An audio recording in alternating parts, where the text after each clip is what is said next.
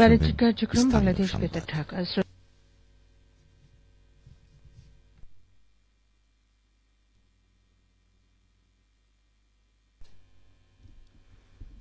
আসসালামু আলাইকুম। বাংলাদেশ বেতার রাজশাহী স্থানীয় সংবাদ পড়ছি আব্দুর রহমান মাসুম। রাজশাহী বিশ্ববিদ্যালয় ক্যাম্পাসে গত বৃহস্পতিবার রাতে শিমুল নামে এক কলেজ শিক্ষার্থী মোটরসাইকেল দুর্ঘটনায় আহত হয়ে পরবর্তীতে মৃত্যুবরণ করে। অনাকাঙ্ক্ষিত ও দুঃখজনক এই ঘটনার অনুসন্ধানে উপাচার্য প্রশাসন অধ্যাপক ড মোহাম্মদ মাইনুদ্দিনকে আহ্বায়ক করে ৩ সদস্য বিশিষ্ট একটি অনুসন্ধান কমিটি গঠন করা হয়েছে। কমিটিকে দ্রুত প্রতিবেদন দিতে বলা হয়েছে। আজ বিশ্ববিদ্যালয় জনসংযোগ দপ্তরের এক বিজ্ঞপ্তিতে বলা হয়, বিশ্ববিদ্যালয় কর্তৃপক্ষ এই ঘটনার প্রকৃত সত্য উন্মোচনে আইন শৃঙ্খলা রক্ষাকারী বাহিনী সহ সংশ্লিষ্ট সকলের সহযোগিতা প্রত্যাশা করছে।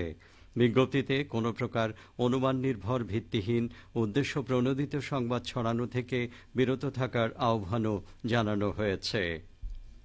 নাটোরের বিসিক শিল্পনগরীতে আয়োজিত 10 দিনব্যাপী বিসিক উদ্যোক্তা মেলা আজ শেষ হয়েছে।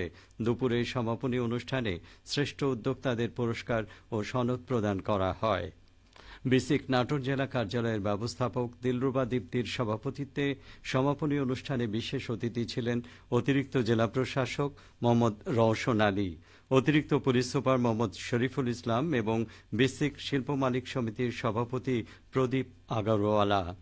উল্লেখ্য, মেলায় নাটোর সহ 6টি জেলার উদ্যোক্তাগণ 50টি স্টলের মাধ্যমে তাদের উৎপাদিত পণ্যের প্রদর্শন করেন। রাজনৈতিকভাবে বৈষম্যের শিকার শহীদ চান্দু স্টেডিয়ামের সংস্কার এবং আন্তর্জাতিক ক্রিকেট ম্যাচ আয়োজনের দাবিতে বগুড়া স্পোর্টস রিপোর্টার্স অ্যাসোসিয়েশনের উদ্যোগে মানববন্ধন কর্মসূচি পালিত হয়েছে।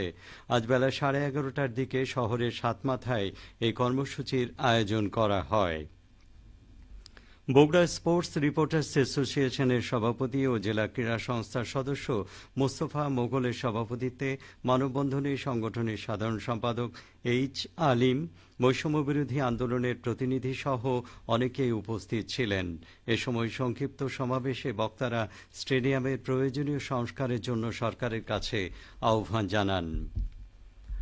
রাজশাহীর গোদাগাড়ী উপজেলার টমেটোর সুনাম দেশ জুড়েই। কেবল এক মৌসুমেই এই উপজেলাতে 100 কোটি টাকারও বেশি টমেটো কেনাবেচা হয়। আর টমেটো চাষ করে সংসারে সচ্ছলতা এনেছেন 8,000 কৃষক। এ নিয়ে শুনুন আমাদের রাজশাহী জেলা সংবাদদাতার একটি বিশেষ প্রতিবেদন। রাজশাহীর গোদাগাড়ী উপজেলায় এবারও শীতকালীন আগাম জাতের হাইব্রিড টমেটো চাষ করেছেন কৃষকরা। তাই মাঠের পর মাঠ জুড়ে শুধু চোখে পড়ে টমেটোর আবাদ। কৃষকরা বলছেন, এবছর আবহাওয়া অনুকূল, তাই ফলনও বেশ ভালো। ফলে অল্প খরচে মোটা অঙ্কের লাভ করেছেন তারা। আর লিজ নিয়েছিলাম প্রায় 14,000 টাকায়। 14,000 টাকায় প্রায় 1,20,000 টাকার মতো আয় হয়েছে।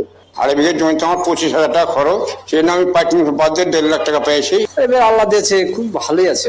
এবছর আল্লাহ যে দাম দিয়েছে বা যে ফলন দিয়েছে অন্য বছর হয়নি, এবারে খুব প্রচুর। এখানকার টমেটো যায় ঢাকা সহ বিভিন্ন অঞ্চলে, তাই মৌসুম জুড়েই থাকে পাইকারদের আনাগোনা। ঢাকা থেকে আসা পাইকার আবুল হোসেন জোয়ারদার বলছিলেন, এখান থেকে পাঠানো হয় ঢাকা, কারণ বাজার, শ্যামবাজার, যাত্রাবাড়ি, মিরপুর। আমরা এনে কিনা পাকাইতে ওই করতে প্রতি ক্যারেটে 200 টাকা খরচ হয় এক একটা ক্যারেটে। তা কয়েকদিন আগে বাজারটা ছিল ভালো। কৃষকদের ভালো ফলন পেতে নানা সহযোগিতা দেয়া হচ্ছে বলে জানান রাজশাহী কৃষি সম্প্রসারণ অধিদপ্তরের উপপরিচালক উম্মে সালমা। আমাদের রাজশাহী জেলায় যে টোটাল যে টমেটো উৎপাদন হয় তার প্রায় 80 থেকে 85% টমেটো আমাদের গোদাগাড়ী উপজেলাতে উৎপাদন হয়। এবং এখানে টমেটো কে ঘিরে অনেক প্রায় 8,000 জন লোক কৃষক আমাদের টমেটো চাষের সাথে জড়িত। তো সেক্ষেত্রে আমরা কৃষককে আমাদের গ্রুপ মিটিং, উঠান বৈঠক, যে প্রশিক্ষণ কিংবা মাঠ দিবস যে আমাদের পরিচালনা আমরা করি, সেখানে আমরা কৃষকদেরকে এই সমস্ত সবজি যেন তারা উৎপাদন করে লাভবান হয় এবং নিরাপদভাবে উৎপাদন করে, সেক্ষেত্রে আমরা কৃষকদেরকে সার্বক্ষণিকভাবে কৃষকদেরকে পরামর্শ প্রদান করি। এবার গোদাগাড়ীতে টমেটো চাষ হয়েছে 2,670 হেক্টর জমিতে। এ থেকে উৎপাদিত হয়েছে 74,660 মেট্রিক টন টমেটো, যার বাজার মূল্য প্রায় 113 কোটি টাকা। জিয়াউল গনি সেলিম, জেলা সংবাদদাতা, বাংলাদেশ বেতার, রাজশাহী। সিরাজগঞ্জের যমুনা নদীর চরাঞ্চল এলাকায় ফসলের ক্ষেত জুড়ে এখন ভুট্টা ও মরিচ চাষে সুশোভিত। লাভজনক হয় প্রতি বছরের মতো এবারও পর্যাপ্ত পরিমাণ ভুট্টা ও মরিচের আবাদ হয়েছে। জেলা কৃষি সম্প্রসারণ অধিদপ্তরের তথ্য মতে সিরাজগঞ্জে যমুনা নদীর চরাঞ্চল অধ্যুষিত সদর কাজীপুর, চৌহালি ও শাহজাদপুর সহ জেলা জুড়ে চলতি মৌসুমে 16,090 হেক্টর জমিতে আবাদ হয়েছে ভুট্টার। মরিচের আবাদ হয়েছে 1,540 হেক্টর জমিতে। আবহাওয়া অনুকূলে থাকায় এবারও ভুট্টা ও মরিচের বাম্পার ফলনের আশা করছেন কৃষকেরা। চলতি মৌসুমে ভুট্টার আবাদ বাড়াতে 2,500 জন কৃষককে প্রণোদনা হিসেবে ভুট্টার বীজ ও সার প্রদান করা হয়েছে।